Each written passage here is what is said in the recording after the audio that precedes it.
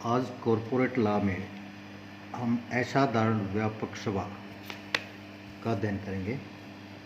Extra ordinary general meeting का अर्थ वैधानिक सभा और वार्षिक व्यापक सभा के अतिरिक्त कंपनी की जो अन्य सभाएं बुलाई जाती हैं उन्हें असाधारण सभा कहते हैं। यह सभा कंपनी द्वारा कभी भी बुलाई जा सकती है।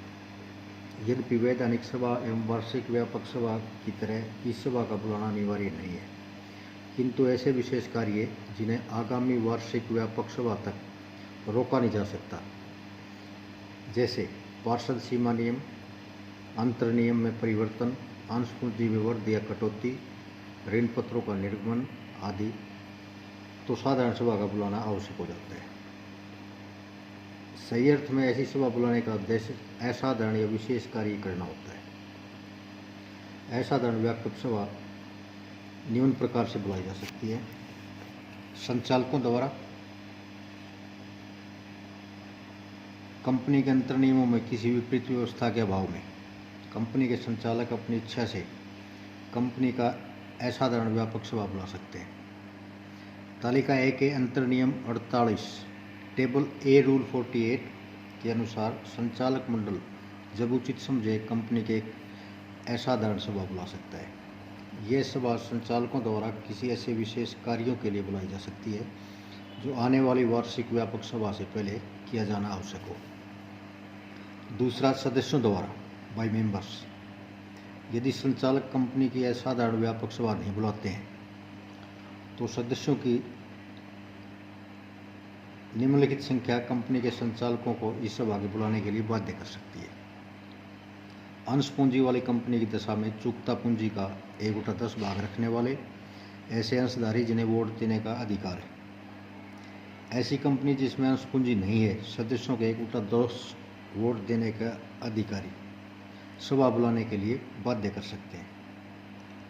उपरोक्त सदस्यों द्वारा मांग पत्र प्रस्तुत करने पर संचालकों द्वारा ऐसी सभा बुलाना अनिवार्य है। मांग पत्र में उन विषयों का उल्लेख होना चाहिए जिन पर विचार करने के लिए सभा बुलाई जाने वाली है। मांग पत्र पर सभा बुलाने की मांग करने वाले सदस्यों के हस्ताक्षर होने चाहिए तथा उसे कंपनी के रजिस्टर्ड कार्यालय में प्रस्तुत भी करना चाहिए। उक्त रूप में वैधानिक मांग करने की तिथि से 21 दिन के भीतर संचालकों को ऐसी सभा बुलाने की कार्रवाई प्रारंभ कर देनी चाहिए। यदि ऐसी तिथि से 45 दिन के भीतर ऐसी सभा नहीं बुलाई जाती तो मांग करने वाले स्वयं ऐसी सभा बुला सकते हैं। इस प्रकार मांग करने वाले सदस्य की कंपनी की सभा को उसी प्रकार बुलाएंगे जिस प्रकार संचालक मंडल द्वारा यह सभाएं बुलाई जाती हैं। परंतु ऐसी सभा मांग पत्र प्रस्तुत करने की तिथि से 3 माह के बाद नहीं बुलाई जा सकती। इस संबंध में जो यथोचित व्यय होगा वह मांग करने वालों को कंपनी द्वारा परिशोध किया जाएगा और कंपनी उसकी त्रुटि करने वाले संचालकों के धन से रोक लेगी।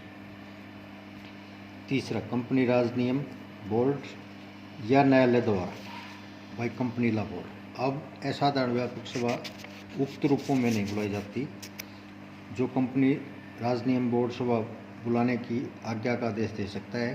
कंपनी के राज बोर्ड ऐसा आदेश या तो अपनी इच्छा पर अथवा कंपनी के किसी संचालक या आवेदन पर अथवा कंपनी के किसी ऐसे सदस्य के आवेदन पर दे सकता है जो कि सभा में मत देने का अधिकारी होगा। कंपनी राज नियम बोर्ड ऐसी सभा की कार्रवाई से संबंधित आदेश भी दे सकता है। उद्देश्यों में एक आदेश यह हो सकता है कि कंपनी का एक सदस्य जो कि स्वयं अथवा प्रतिपुरुष द्वारा प्रॉक्सी द्वारा सभा में उपस्थित होगा, कंपनी की सभा मानी जाएगी। इस प्रकार बुलाई गई सभा कंपनी की उचित रूप से बुलाई गई सभा मानी जाएगी। असाधारण व्यापक सभा के संबंध में सचिवीय कार्य। असाधारण व्यापक सभा के संबंध में सचिवीय कार्य को 3 भागों में बांटा जा सकता है: सभा से पूर्व, सभा के समय और सभा के बाद। सभा से पूर्व कार्य। असाधारण व्यापक सभा से पूर्व सचिव को निम्नलिखित कार्य करने होते हैं: संचालक मंडल की सभा का आयोजन करना। इस सभा में संचालक असाधारण व्यापक सभा की तिथि, स्थान, समय व कार्यसूची निर्धारित करते हैं तथा सचिव को अधिकृत करते हैं कि वह सभा की सूचना व कार्यसूची सभी सदस्यों को भेजे। सभा की सूचना, कार्यसूची आदि छपवाना, सदस्यों को भेजना, प्रतिपुरुष प्रलेखों प्राप्त करने तथा उनकी जांच कर प्रतिपुरुषों की सूची एवं के अधिकार संबंधी विवरण तैयार करना, कंपनी के महत्वपूर्ण प्रलेखों को तैयार रखना ताकि आवश्यकता पड़ने पर उन्हें सभा में अविलंब प्रस्तुत किया जा सके। यदि सदस्यों की मांग पर यह सभा बुलाई गई है तो सचिव का यह कर्तव्य है कि वह देखे कि मांग करने वाले सदस्यों के पास कुल मताधिकार का 10% भाग अवश्य होना चाहिए। मतगणना द्वारा मतदान के संबंध में आवश्यक मतदान सामग्री का प्रबंध करना, सभा भवन में बैठने में स्टेशनरी इत्यादि की उचित व्यवस्था करना। सभा के समय कार्य, सभा में उपस्थित सदस्यों की गणना करके अध्यक्ष को बताना कि कार्यवाहक संघ का उपस्थित है।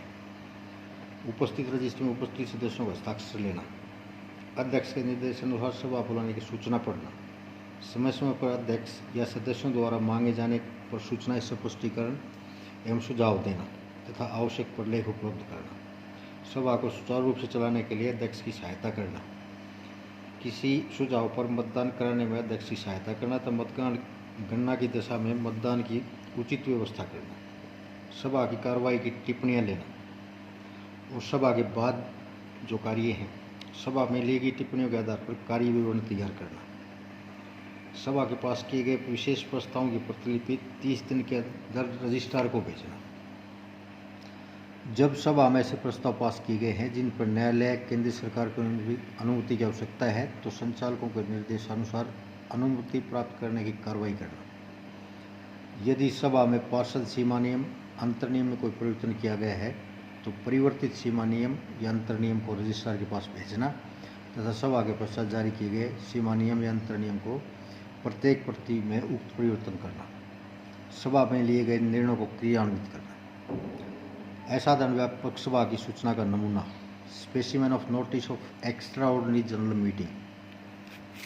ऊपर कंपनी का नाम, कंपनी लिमिटेड, रजिस्टर्ड कार्यालय का नाम और दाएं हाथ में दिनांक और बाएं साइड में सेवा में जो भी आपने लिखना है। महोदय, यह सूचित किया जाता है कि उक्त कंपनी की एक साधारण व्यापक सभा कंपनी के रजिस्टर कार्यालय में दिनांक लिखनी है और समय लिखना है, बजे निम्नलिखित प्रस्तावों पर विचार करने के लिए और यदि उनको स्वीकार करना उचित समझा गया तो उनको विशेष प्रस्ताव के रूप में स्वीकार करने के लिए होगी।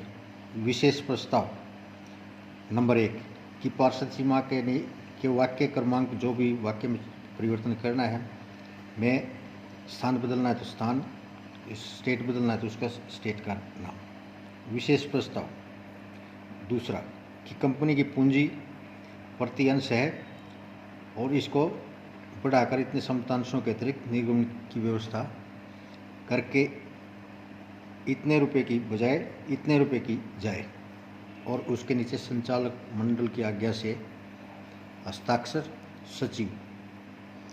Thank you.